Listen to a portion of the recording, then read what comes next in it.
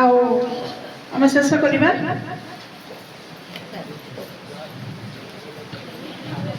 नाहुम 1:7 सदाप्रभु मंगलमय सदाप्रभु मंगलमय और संकट दिन में दृढ़ दुर्ग अटंती संकट दिन से दृढ़ दुर्ग अटंती आउ जेउ माने ताहा कोठारे निर्भर करती जेउ माने ताहा कोठारे निर्भर करती सेमानकु से जानती सेमानकु से जानती हालेलुया हालेलुया सदाप्रभु परमेश्वर विषय कौन लिखा जाए जैसे मंगलमय और संकट दिन में दृढ़ दुर्ग अटंती जो माने तांको ठारे निर्भर रखती से मानकु से जानती तेणु जदि आपण माने तांको जानती से आपण को आगुरु आपण मानकु से जानती जदि आपण तांको ऊपर कोनोसी विषय आपण माने तांको ऊपर जदि निर्भर रखी कोनोसी विषय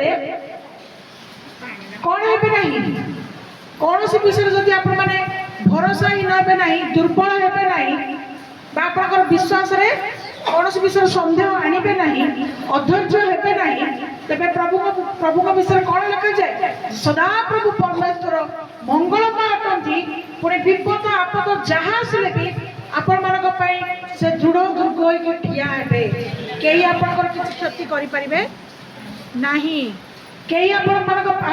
किसी क्षति करें ना तेणु जो माने संपूर्ण निर्भर रखी प्रभु जानी किछि कहवा दरकार नहीं आपण अंतर निर्भर रखी प्रभु आपनकर अंतर को देखुछंती आपनकर जीवन को देखुछंती समय अनुसार से काम करेंगे किंतु तुमर काम कौन तुम्हें केवल प्रशंसा करिबो तुम्हें केवल धन्यवाद करिबो केवल मुखरे कहिबो सदा प्रभु मोर पई मंगलमय अटंती एणु मु जहाँ चाहिए मत सी देवे मोर हो सारे मत मिली सारे हालेलुया तेरे आम शेष पद को जीवा रोमियो 15:13 पद सही भरोसार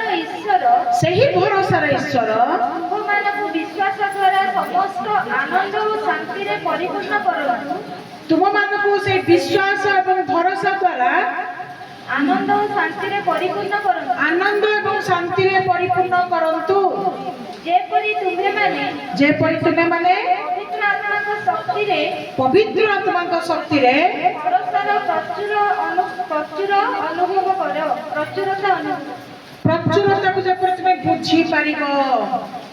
तुम्हें भरोसा तांको ऊपर जे भी भरोसा रखिछि पुणे विश्वास करिछि प्रभु ताको सब प्रकार आनंद एवं शांति प्रदान करिवे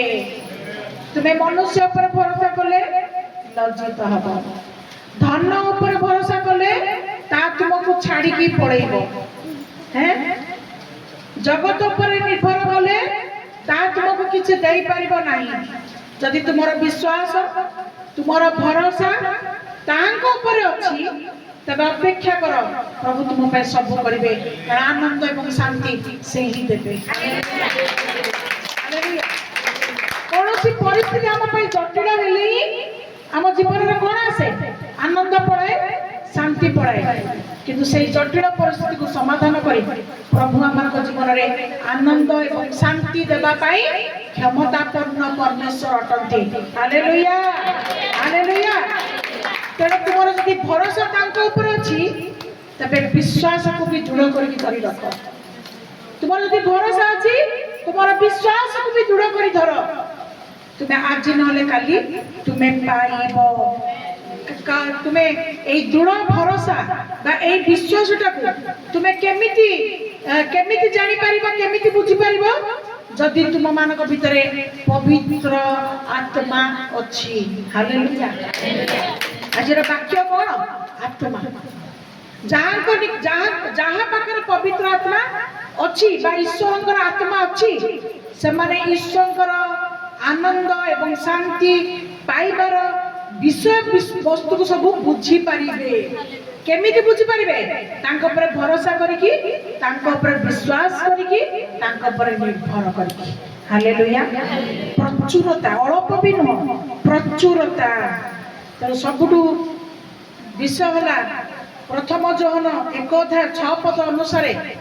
ଆମେ ମାନେ ଯଦି ତାଙ୍କ ସହଭାଗିତାରେ ଅଛୁ, ତାଙ୍କ ସାଙ୍ଗରେ ସମ୍ପର୍କ ରଖିଛୁ, ତାଙ୍କୁ ବିଶ୍ୱାସ କରୁଛୁ ବୋଲି ଆମେ ଯଦି କହୁଛୁ, ତାହେଲେ ଆମ ଭିତରେ ଆଉ ଅନ୍ଧକାରର କାର୍ଯ୍ୟ ନ ରହୁ। ଅନ୍ଧକାରର ବିଷୟ ସବୁ କ'ଣ?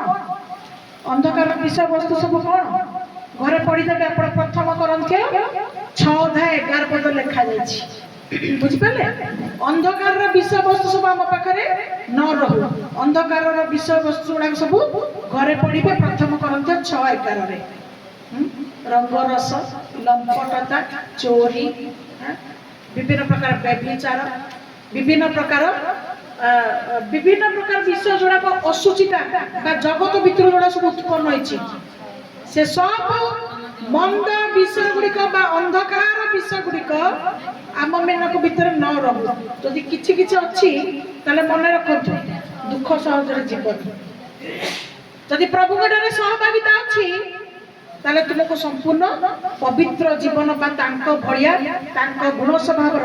ଆଚରଣ ମଧ୍ୟ ଆମକୁ କରିବାକୁ ପଡିବ। ତେଣୁ ପ୍ରଥମ ଯୋହନ 2:6 ଲେଖାଯାଇଛି, ସେ ସତ୍ୟ ଆତ୍ମା ହୋଇଥିବାରୁ ଯେ ତାଙ୍କ ଠାରେ ରହେ ସେ ତାଙ୍କ ପରି ଆଚରଣ କରିବାର ଆବଶ୍ୟକତା ଅଛି। Hallelujah, hallelujah. ପ୍ରଭୁଙ୍କ ନାମରେ ବହୁତ ବହୁତ ଧନ୍ୟବାଦ। ପ୍ରଭୁ ଆମକୁ ବାକ୍ୟ ଉପରେ ଆଶୀର୍ବାଦ କରିଛନ୍ତି। ଆମେ ମାନେ ପ୍ରଭୁଙ୍କ ଠାରେ ତାଙ୍କର ଆତ୍ମାକୁ ପ୍ରଭୁ ଆମକୁ ଦେବା ପାଇଁ ଆଉ ଦେଇଛନ୍ତି, କିନ୍ତୁ ଆମେ ତାଙ୍କର ଆତ୍ମାକୁ ଯେପରି ନ ହରଉ, ତାଙ୍କ ଆତ୍ମାକୁ ଆମେ ନ ହରଉ, ଯେପରି ତାଙ୍କ ଠାରେ ଆମେ ନ ଦୂରଉ, ମାତ୍ର ସବୁ ଅବସ୍ଥାରେ ସବୁ ପରିସ୍ଥିତିରେ ଯେପରି ଆମେ ପ୍ରଭୁଙ୍କର ନିକଟବର୍ତ୍ତୀ ଜୀବନ କାଟିବା ପାଇଁ ଆମର ଅନ୍ଧକାର ବିଷୟ ଗୁଡ଼ିକ ଆମ ପାଖରୁ ଦୂରେଇବାକୁ ପାରିବ, ଆଉ ଆମେ ମାନେ ତାଙ୍କଠାରୁ ପ୍ରଚୁରତା, ଆନନ୍ଦ ଏବଂ ଶାନ୍ତିକୁ ପ୍ରାପ୍ତ ହେଇପାରିବା, ମଙ୍ଗଳ ଦାନକୁ ପ୍ରାପ୍ତ ହେଇପାରିବା। ଆଉ ଯୋଉ ବିଷୟ ସବୁ ସେ ଆମ ମାନଙ୍କ ପାଇଁ ରଖିଛନ୍ତି ସେଗୁଡ଼ିକ ମଧ୍ୟ ସମୟ ଅନୁସାରେ ଆମେ ପାଇପାରିବା। ଏଥିପାଇଁ ଆଜିର ବାକ୍ୟରେ ପ୍ରଭୁ ମାନଙ୍କୁ এই ସମସ୍ତ ବିଷୟରେ ଶିକ୍ଷା ଦେଲେ। ତେଣୁ ଏହି ଶିକ୍ଷା ଅନୁସାରେ ଆମେ ମଣିଷ ଉପରେ ନିର୍ଭର କରିବା ନାହିଁ, ମାତ୍ର ଯୋଉ ବିଶ୍ୱାସ, ଯୋଉ ପରିଚୟ ଆମେ ପ୍ରଭୁଙ୍କର ପାଇଛୁ, ଆମେ ତା ଅନୁସାରେ ଆଉ ସେଇ ଭରସା ଉପରେ ନିର୍ଭର କରି ଆମେ अपना जीवन को स्थिर करवा। हालेलुया। प्रभु नाम बहुत बहुत धन्यवाद।